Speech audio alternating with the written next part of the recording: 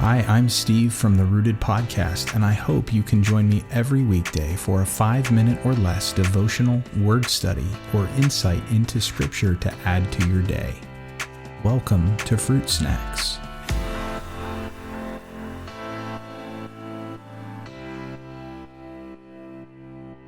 Hey everyone, in this episode of Fruit Snacks, I want to take a look at a common name for God in the Old Testament, which is the word Elohim, and discuss why is it plural?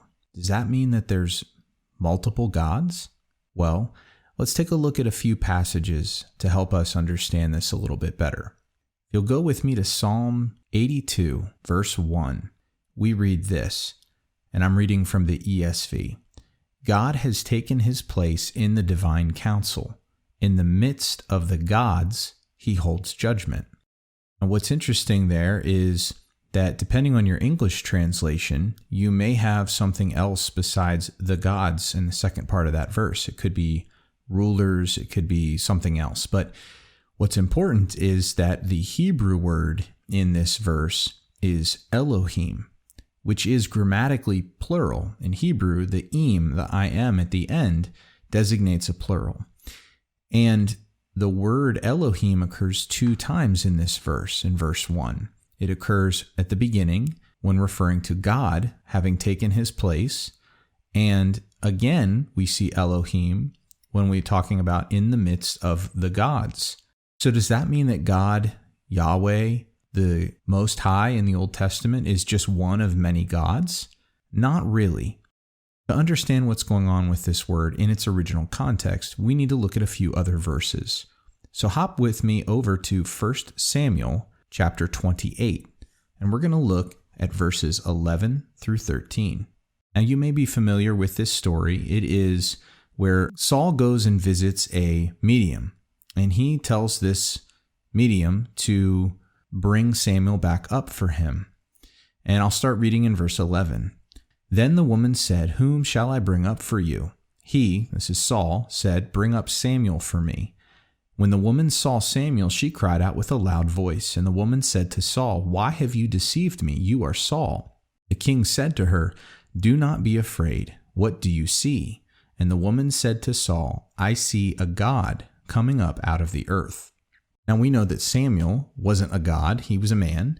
And that doesn't change after Samuel dies. He's still just a man. He doesn't become divine or deity after he dies.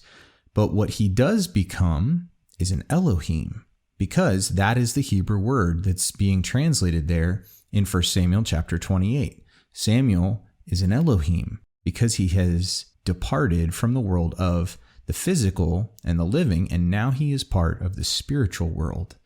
And so God created all sorts of spiritual beings, and those in the Bible are designated as Elohim. This is why in Deuteronomy chapter 5, verse 7, God commands Israel to have no other gods, no other Elohim before him. You see, God is an Elohim in that he is part of the spiritual realm. He's not rightly part of the physical realm. He is a spiritual being. But God isn't the only spiritual being that exists. There are plenty of other spiritual beings that exist that have been created by God.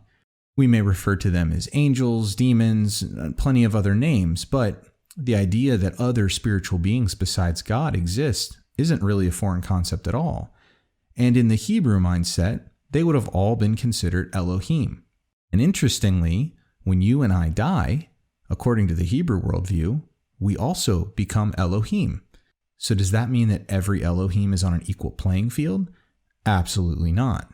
Because what you see when you look closely at Scripture and the way that it talks about Yahweh, the Most High, is that even though there are plenty of other Elohim, God is a unique Elohim because Yahweh is the only one who creates. He's the only one worthy of worship, and he is the only one whose image we bear. So even though God is an Elohim, he's a spiritual being. No other Elohim is like God.